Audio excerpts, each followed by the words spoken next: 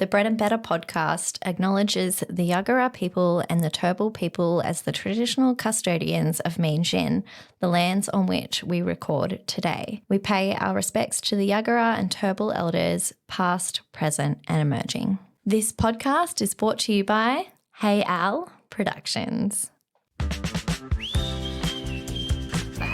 Did I say good? Did I get you to do it one more time? Maybe just in case. Okay, do it one more time. Go. Bread and Better podcast. Okay. Bread and Better podcast. I feel like I am. Bread and Better podcast. Welcome to the Bread and Better podcast. If you've listened to every episode, the biggest thank you ever. We are so excited to be here and bringing you new content each week. I am Alex, one of the hosts of the show and the producer. I also own Hey Al Productions, a boutique podcast production company that makes shows just like this. And I'm a mum of 3. And I am Tegan, the fitness half of the pod. I have been working as a personal trainer for 8 years now, and I've had my own business for over 2 years. And I'm a dog mum, lol.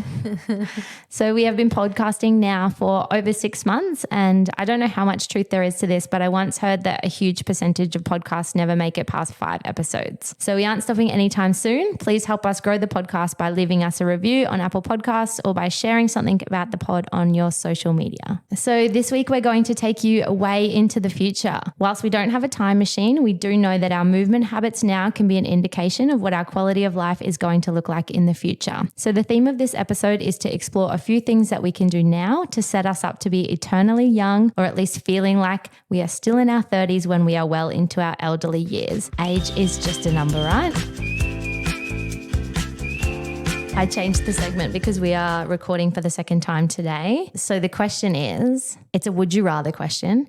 And it is, if you were to live till the age of 90 and retain either the body or the mind that you have right now, which would you choose? I've really put Alex on the spot here because I changed the segment and I don't think that she realised. I did not realise I was prepared with my favourite food. So do you want me to go first? You go first because I feel like this is a really hard question for me to answer. Yeah, it is probably for you because there's more factors that you personally need to consider. And I've also already talked about this week. So you're ready to go. It's fresh in my mind. And I have kind of had this question before with my friends. So purely for myself personally, because people ask me like, oh, but does my mind go? And I'm like, this is the risk that you take with the question, with the hypothetical question. So I am going to choose to keep my body because my family history of like mental function into elderly age is pretty good. Yeah. So my great nan lived until she was well into her 90s. My nan is 84 and they were both very, very sharp. Yeah. So I'm going to choose my body. So I think that's going to be eventually my limiting factor. So I want to try and keep my body young and fit and healthy and go on. Because also when I talk to people that are like in their 60s, they still feel like mentally they're like 30. Yeah, yeah. And this is something we were discussing off air earlier, is that like how much movement and what you eat and everything impacts your mental health. Yes, definitely. So I feel like, you can. I mean, don't get me wrong. I plan to live till 90 regardless. Yes. And I plan to stay as sharp as I can and as fit as I possibly can. Yeah. But I feel like even a really fit and healthy 75-year-old body doesn't have the capabilities of a 30-year-old body. Yeah, of course. So that's why I'm picking the body. Yeah. And I'm just going to take a gamble on going nuts. I love that. Well, okay, now I've had some time to think. I would choose my mind because of my kids. I want to be able to remember them and everything about them and still be able to like have good conversations and know everything that's going on in their life and be a really present part of that when I'm old, and my grandkids and great grandkids and everything as well. And like hopefully my body is still good then as well. But yeah, I definitely choose my mind. I have 2 things that don't relate to this, but they relate to previous episodes and I've been dying to talk to you about them. So I'm just going to do it here. I bought 2 new pairs of bike shorts this week. Okay. And they are the new Bonds Move range. Okay. Which I love. Okay. The charcoal ones, which I have on right now, are great. Yeah, they look good. Yeah. The orange ones. I don't know if they look like workout tights though. They look like a casual tight to me. Well, they're made to move. They like soak up in your the sweat slogan. and stuff. Duh. But the orange ones, burnt orange ones, lovely colour. I put them on the other day and Kev's like, you do you, babe. But They're just to see-through. let you know, they're not see-through, but they like leave nothing to the imagination. Like they really show the outline of your whole everything. Did you get a camel toe? Well, like yes, and then some. Like a camel toe, but then also like Could you see your labia? no, not that much. But just like everything leading to like the whole like V of your, this like bit, like everything. It was just like, do you just not buy ones like that or do you wear special undies? Like, Okay, I'm pretty sure for me personally, yeah. I don't care. Because you wear a lot of like color. Yeah, okay, maybe it's because I was going I to don't school wear a pickup. lot of colours. I wear black, white and blue. Yeah, well, you've got that blue on like all the time. Yeah, I've just made my branding my entire personality, Yeah. which does make it really easy for when I need to looks post good on photos on Instagram. Yeah. And actually I went to the beach the other day and I've also got 2 royal blue bikinis now. And I met some new girlfriends through a friend and they were like, oh, that color on you looks so good with your blonde hair and your tan skin. And I was like, thanks, guys. That's my whole personality. It's my entire now. personality. And do you know what? I used to hate blue. Really? Anyway, back to your question. I think that you can buy, if this situation concern was like a camel toe, I'm pretty sure you can buy some sort of insert for your undies. Not It's that I never would. been an issue ever. It's just the orange really like, yeah, anyway. So I probably just will wear them to the gym with like a long shirt. It doesn't do it in these ones. You can put them on later and we can put a poll up. Yeah. Well, I have another undie related question. Is this too much visibility? yeah. Is this too much for school? Or some people don't wear colours because they get sweat marks, but who gives a fuck? You go to the gym to sweat. You train to sweat. I just wear Lululemon shorts for running, very strict, one type of short. My other question, and guys, if you like this type of content, you should go back and listen to our other episode where we had a lot of undie related questions from our listeners for working out in. Mum and I bought those sweat to swim outfits. Yep, you referenced this many times. Yes, I got mine from Lorna Jane. She got hers from Rockwear. And when we were running in them the other day, my mum was like, do you wear undies with yours? And I was like, nah, they're togs. And she was like, I don't know if I'm supposed to wear underwear. And she's like, can you ask Tegan? I would. You would. This is coming up a lot in our lives. Isn't it? It's coming up all the time. Yeah. Under a bodysuit? No, that just feels like wearing 2 That's pairs weird. of undies, which Yeah. we're going to. But these are togs. But aren't they shorts?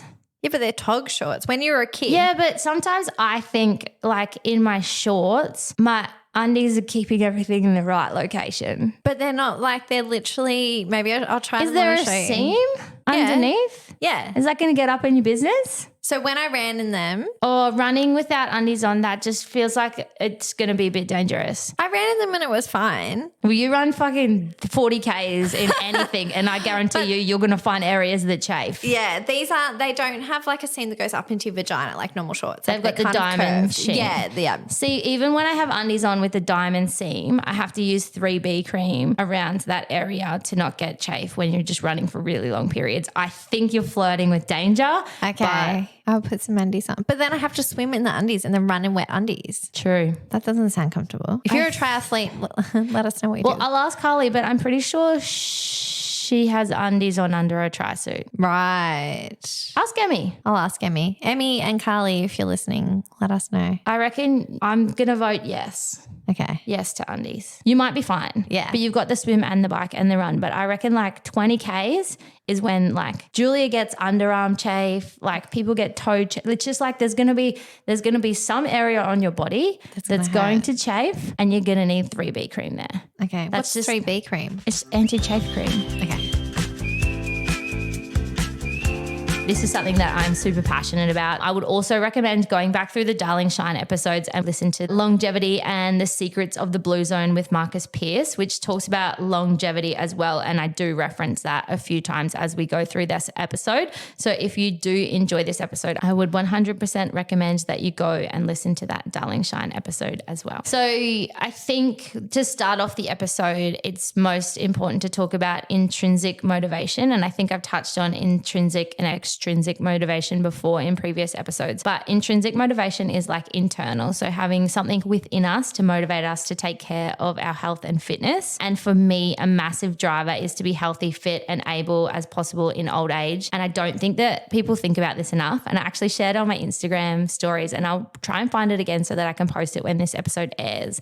This video of a lady that was 92 and she was doing all of these exercises, and she had the mobility of like a 60-year-old or maybe even like a 50-year-old, 40-year-old. And I was like, this is why I train. Yeah. I hope this lands for some of you guys that are listening, because I do think it's something that we should think about more, and to like compare it to something else. Like we think about our superannuation and how we're going to set ourselves up for life financially beyond the time that we retire. But what's the point of having money if we don't have our health and quality of life to enjoy it? So I want you to think about your training and the way you look after your body as like your superannuation fund for your body and your health to then be able to enjoy later life. Because, there's so many people that say, oh, I'm just going to work really, really hard now and then I'm going to like relax in retirement. And they might be the people that are absolutely grinding themselves with work in their careers and they're not making their health a priority. Yeah. And then they get to the point where they can early retire at 50 and then they drop dead of a heart attack because they haven't looked after their health. Yeah, or you're going to have to spend all of that money that you've worked so hard for on your health, like getting operations. 100%. And Yeah, 100%. And I just think a lot of people just don't value their health as much as they value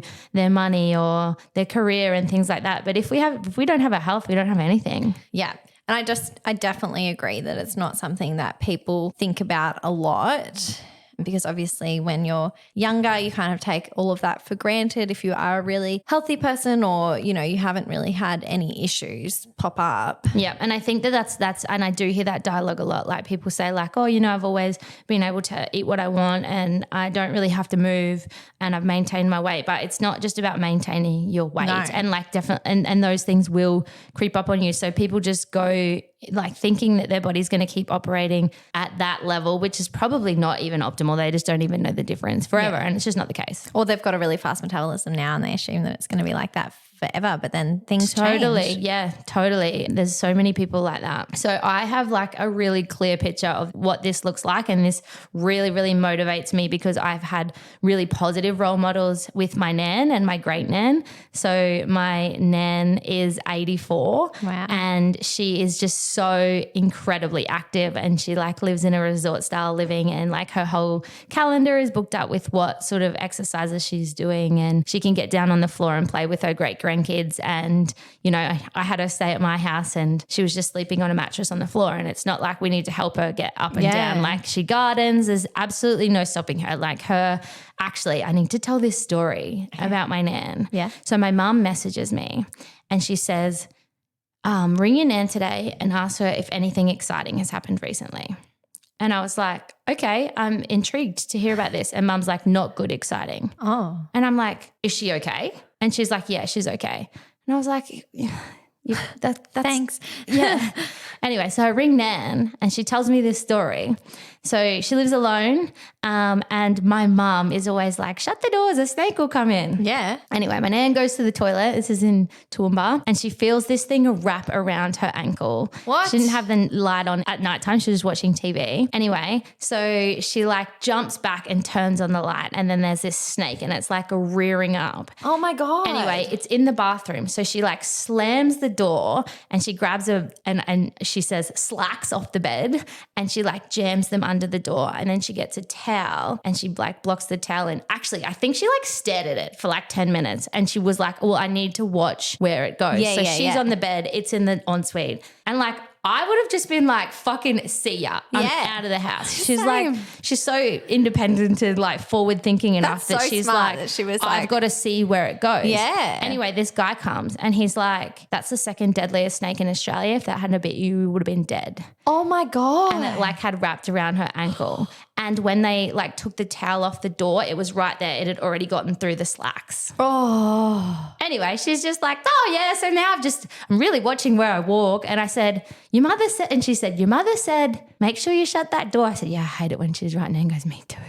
What is with your family and things in the toilet? Because you had a frog jump up on you. Oh, when I was a kid in the toilet at the pool. I've told. I'm so traumatized by that.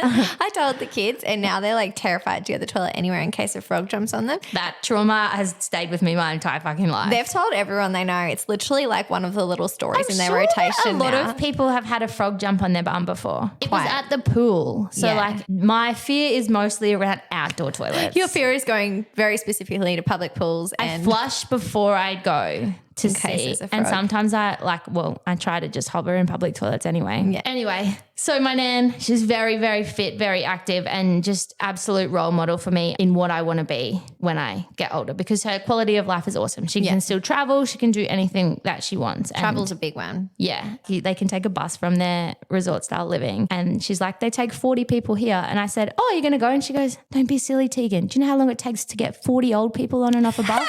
She's like, I'm way too impatient. Like, see her, I'll walk there. She's like, not a chance. But yeah, so the average life expectancy for females in Australia is 85. Yeah. However, like that's great. Yeah. 85 is awesome. However, the quality of life is not as good as it could be towards the end. So whilst we might live to 85, we don't want to be at the point where we are immobile for the last 10 years of our life and having to rely on someone else to do that. So the Darling Shine episode that I just referenced, they had a guest on called Marcus Pearce, and he's from that Blue Zones documentary that's on Netflix. Yeah. And I would definitely recommend checking those both out. But he was saying like we're kind of obsessed with this idea about biohacking at the moment. So like we're thinking about like fasting and ice baths and all of that stuff to try and, you know, make us more productive or give us more time or make us more relaxed Hack or make life. us live longer. Like we're trying to hack life. Yeah. But that's never going to be as impactful as the simple basics. And like that's just our culture now, right? We're is. looking for like the hack. Yeah. We don't want to do the work. Yeah. Which I think is a bit shit, Yeah. to be honest. Yeah. So they were saying like the really impactful stuff that they found from these blue zones is movement. Like they walk everywhere. Yeah. Staying social, which I think is probably a really big one that people probably underestimate how impactful that is, and having a purpose in life. So that doesn't necessarily mean your career, but, you know, feeling like you've got passions and you know, that might be through parenting or through your hobbies or just having a purpose for being here. Yeah. So as I said, go and listen. What we want to really explore in this episode is what I am knowledgeable about and qualified to speak on, which is the movement side of things. Yeah. So let's talk about movement. So we have kind of like touched on it before.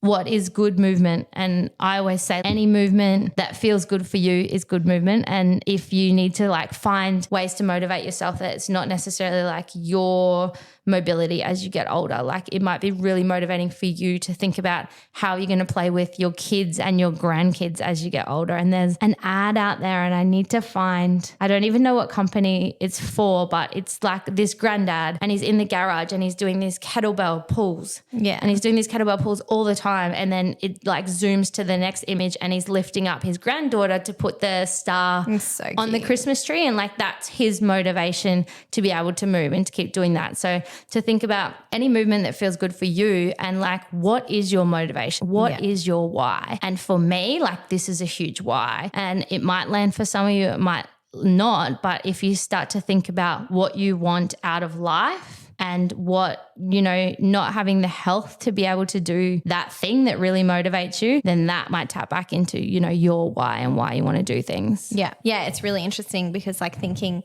I know that that's the big one for my mum is like being able to play with her grandkids. And because she's only young, she's 55, and she's really active with them. She takes them into the city and, you know, she's really fit and stuff. So I know she wants to maintain that. And like, I feel the same way, obviously, but also I feel like because I had my kids really young, I think that it'll be great for when they're out of home. Kev and I are still going to be young and we can like travel together, and 100%. I really want to be able to like keep that up for as long as we possibly can. So we're like, you know, 85, 90, like even if it's just on like a cruise of, you know. Yeah, totally. And that's a great, you know, the great motivation to be able to travel. And I love nothing more than seeing like two oldies sitting at a table together having a beer that are clearly on holidays and like they're enthralled in their conversation. Like to me, that's fucking ultimate life goals. Yeah, I agree. So really, tapping into your motivation, but any movement that feels good for you. Like we've touched on this before, like don't stress about what's optimal.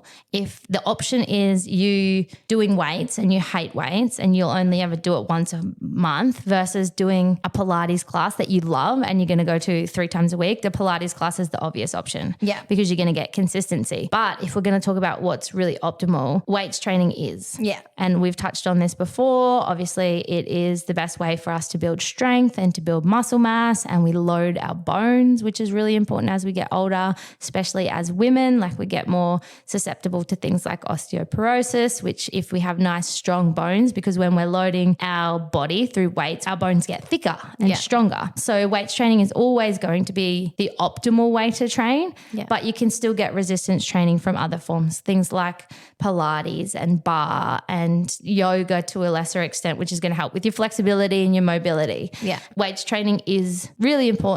And if you can, motivate yourself to do it, I would really encourage you to make that one of your main forms of training. And I was explaining it to a client yesterday, like when I was really into running, it was a bit of a push for me to do weights. I would rather have just gone for a run. Yeah. But I know that I need weights training to keep me strong, to keep me uninjured for running. And I kind of thought about it like if you think about your food over the course of the whole day, your vegetables probably aren't your favorite thing. Yeah. But they're essential. Yeah. And if you can get a good balance of weights training as well as the other forms of exercise that you love, like your cardio is obviously going to be really good for your heart health, which is going to be useful in later life as well. Yeah. If you think about your weights as your vegetables, like maybe it's not your favorite part of your training, but it's essential and you get it done. And that's a really good way to look at it. Or like supplementing weights training with walking. Walking is awesome. Like so many people really underestimate walking, and we talk about it all the time, like how good it is to just get out there and get your steps done. And you can do it no matter where you are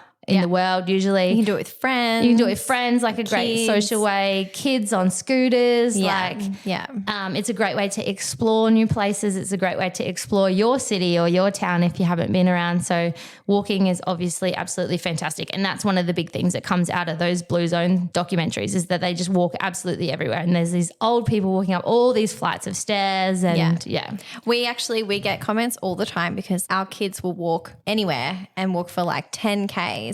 And they just generally don't complain. And people are like, oh, why? And I'm like, because we've just always made them walk everywhere. It's just always been really normal for us to like, we'll park our car at Kangaroo Point, walk to South Bank, spend the whole day in South Bank, and then maybe catch a ferry home if we're too tired. And like walking around Japan, it's just never an option to be like, oh, let's get in a cab and go there, or if it's somewhere where we can walk, we're generally going to walk. I love a walk, and it's like a bit of a running joke that I will like walk anywhere that I possibly can. And have you seen that meme that's like a map of Brisbane and it's like one side or the other, and it's like that one friend that says we can walk there. Yeah. I get tagged in that all the time. I love a good walk, especially when you're away on holidays and you hear people like say, oh my God, we walked like 15,000 steps every day we were on holidays. I'm like, mate, that's my normal day. Yeah. Oh, we walk everywhere on holidays. And I think that otherwise you miss some of the best stuff. Yeah, like 100%. Yeah. And that's also why I think if you get into running as well, like running is a great way to explore when you're on holidays. I love nothing more than like going to explore a new city on a run, provided that I don't get lost. But I always have maps with me because my sense of direction is truly shithouse. Yeah. But on the strength training, like on the weights,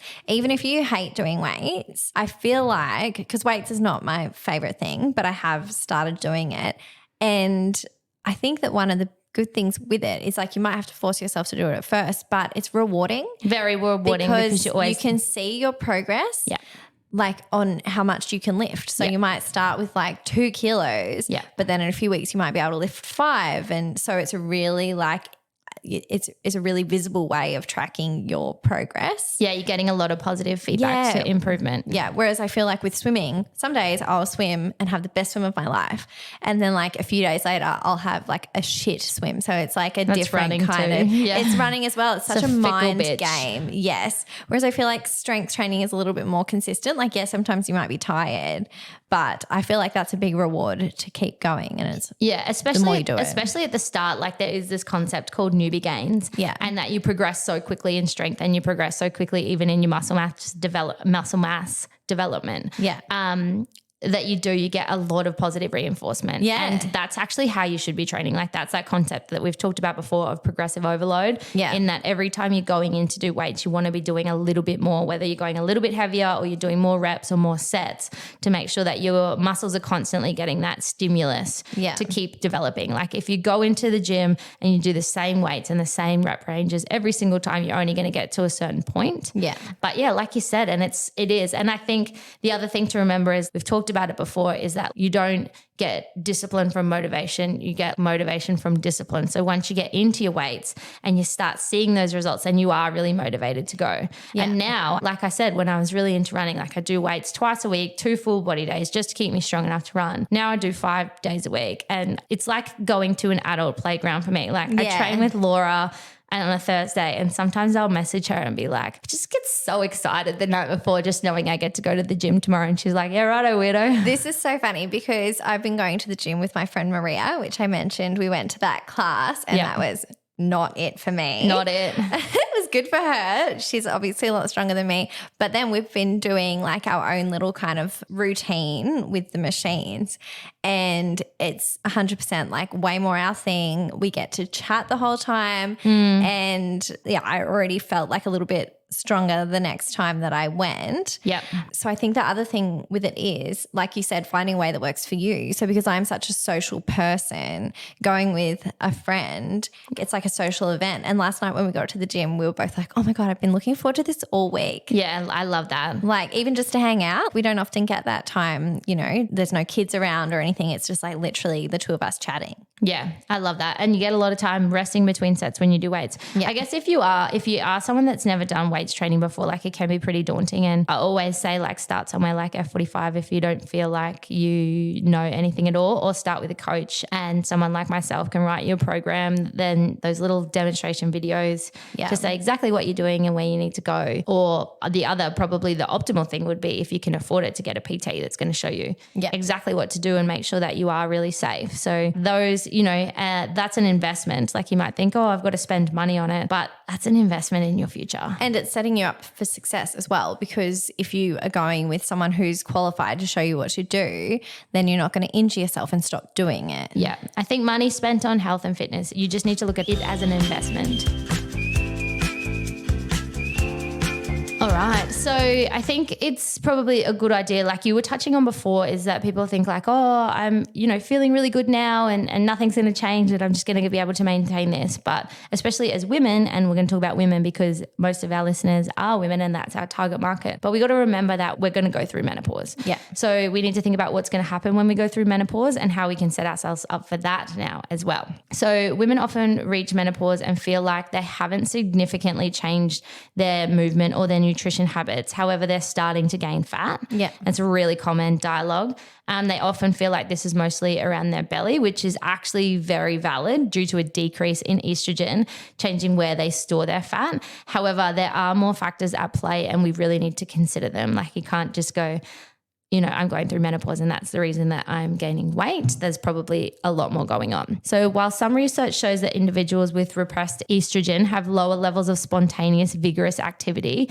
aka we're moving less whether we notice it or not, there's also a pretty significant trend of movement habits steadily declining over the years as well. So the takeaway being that our overall energy output due to movement is likely lower, which is a contributor to that fat gain. Yeah. So whilst you feel like you're not moving less and you don't notice that you have, you know, changed your habits over time, usually we have, like we're slowing down, we're doing less, we're walking a little bit less than we were before, we're moving a little bit less, we might be doing less incidental exercise, we might be looking to make our lives a little bit more convenient as we get older. So whilst they feel like their habits haven't significantly changed, they have decreased. And when you combine that with the repressed estrogen, which may be changing, you know, where they store their fat, it's like a combination. Yeah. So in addition to that, if we aren't prioritizing muscle protein synthesis, so muscle protein synthesis is the process that our body undertakes to build and maintain muscle mass. So the way that we prioritize that would be through eating sufficient protein and lifting weights or moving in some way. Then our muscle mass is going to decline at a faster rate. So if you aren't prioritizing weights training and eating enough protein now, and I can't tell you how many clients I have come to me that are under consuming protein. Like I would say our society as a whole under consumes protein. So if we don't have the muscle mass there, then when we start to lose it, we're going to be putting ourselves at risk of injuries and limited mobility. In addition to that, the more muscle mass that we have, the more calories we actually burn at rest. Yeah. So if you stood me at the weight that I am with a significant amount of muscle mass next to a person of the same weight as me that has never weights trained and has significantly less muscle mass. Yeah. Just at rest, my body is going to burn significantly more calories. Right. So you need more. So the more muscle mass you have, the more calories you burn at rest. Yeah. And vice versa. So when you combine these things, we've got the decreased estrogen, the decreased movement, and the decrease in muscle mass. The potential for menopausal fat gain is increased. Yeah. So whilst gaining a little bit of extra fat as we get later in life isn't the worst thing in the world, it can have a negative impact on our self-esteem, and that can have a flow-on effect while dealing with all of those other symptoms that come with menopause. Yeah. So there's a really common dialogue where women are dealing with their menopausal symptoms and then they're also feeling really shitty about themselves because they've also gained a little bit of extra weight. And this might be really typical of those women that felt like they've never really had to manage their weight. Yeah.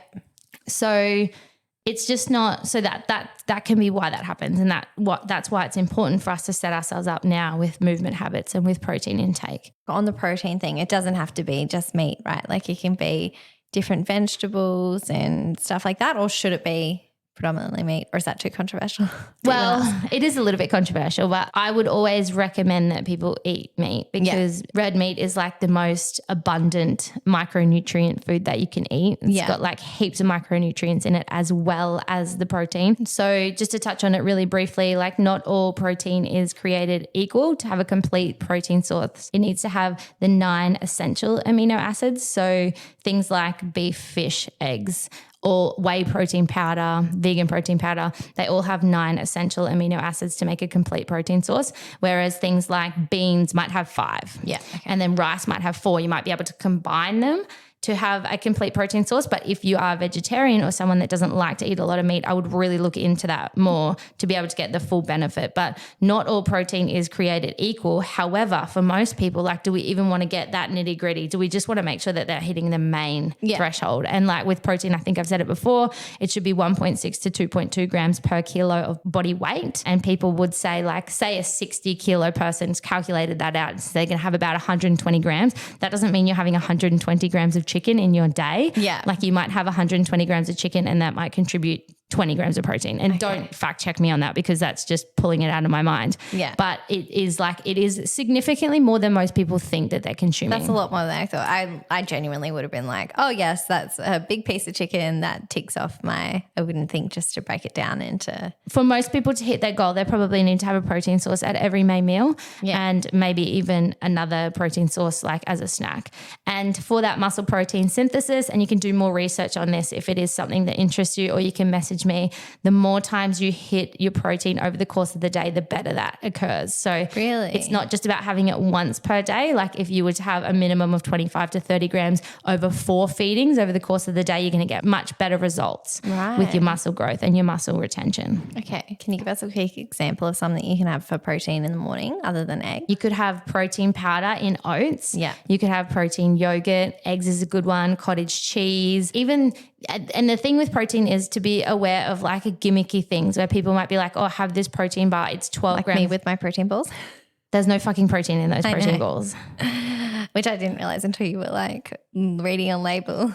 Yeah, we won't say the brands because we still really like them. But Alex gave me one of her favorite protein balls and there's 2 grams of protein in it, which is none. But say, for example, they've marketed this thing as a protein bar and it's got 12 grams of protein. You might actually get 12 grams of protein from 2 pieces of toast. Yeah. But in saying that, you probably want to have like 25 to 30 grams in that meal. So for myself, I really like a carby breakfast. Like I like to have crumpets, bagel, toast. Yeah. Not really a huge egg person. Like I do eat it. So I'll have my carby breakfast and I'll have a protein shake. Yeah. And that's the way that I get the best of both worlds. shots to be able to get my protein intake in over the course of the whole day. Yeah. So as we were touching on, like with menopause, we were just talking about fat gain. It's not just important to think about that, but we also want to think about the other benefits that movement and weight training has. So lowering our risk of heart disease and diabetes, which is obviously cause for huge issues as we get older.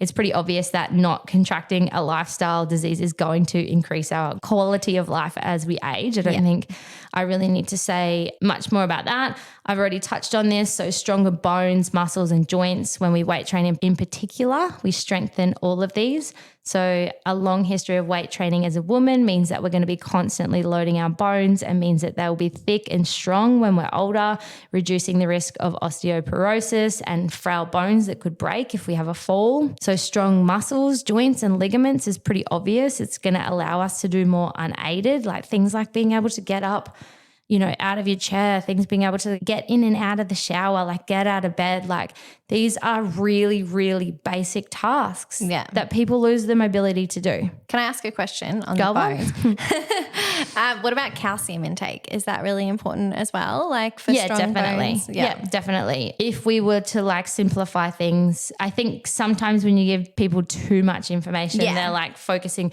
and they're like, I've got to get protein in, I need to do weights, I need to get calcium, blah, blah, blah. If they're eating like a really balanced diet with dairy in there, they're probably getting calcium anyway, or like fortified calcium through like soy milk and other things that they're having. But it's definitely something to consider, especially as you're getting older, whether you need to supplement with a calcium supplement, because that's obviously going to be really important as well. Okay, cool. That's something that comes up for me all the time because obviously I'm allergic to dairy. So I'm like, but if there's some in soy milk, I consume probably too much soy milk. Most of those soy milks and stuff are fortified with calcium now. It might be really beneficial for you to have a calcium supplement.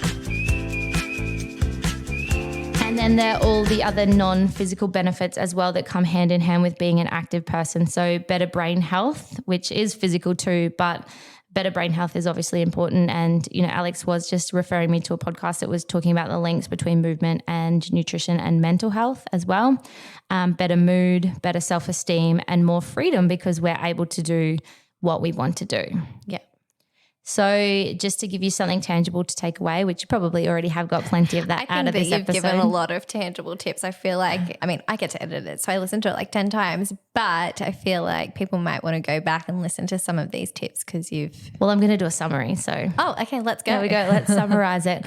So what should we be doing now? So weights training is ideal, but as I have said a million times on the podcast, any sort of movement that you will enjoy and that you will actually do. So remember, it's never too late to start, whether you are 18 or you're 60, like start now. Everything's going to have a positive repercussion. It's never, ever too late to start. So track your steps so that you can actually see if you're moving less as you age. Yeah. And I think that this is a really good one. So if you're wearing a watch now or tracking it through Apple Health data, like actually track your steps and be like, okay, so, this year when I was 33, I walked an average, and it'll tell you this in your phone and in your apps. It'll keep it year to year. Yeah. You can see, okay, shit, I actually have decreased my step count by, 2,000 steps over the last 3 years. Yeah. I am actually slowing down. That can be like a bit of a wake up to people to say, oh, no, I need to make more of a conscious effort to move more. Well, since I got my Garmin for Christmas, it's connected to that Apple thing. And I think it probably would have tracked it anyway. It showed me you've walked more steps this week than you did the week before. Yeah. So and it sets you like little targets. I think having a wearable is so motivating. Yeah. Oh, so motivating. And now I'm going to have my Oura Ring soon as well. Yeah. Which I'll be able to do a little review on if people want that, to be able to track more data. Yeah. But it is really motivating. Like it'll set you a step goal and then it might just get you to gradually increase it. But that's a great way to see if over time you are decreasing your movement.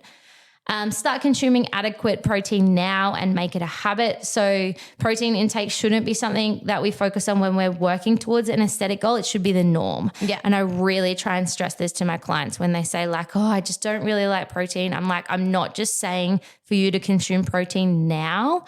whilst you're in a fat loss phase or a muscle build phase. Like, I want you to make this a habit for life. So let's find protein sources that work for you. Yeah. And supplementing with a protein powder is the easiest way. Like, if you can get one protein shake in every day, that's going to be a really easy way to hit your goals. Yeah. And there's so much you can do with protein powders. If you don't want it in a shake, you can put it into like smoothie, oats, like acai bowl. And there's protein water now. I think that was my last tip. Use protein subs to get you there. Yeah.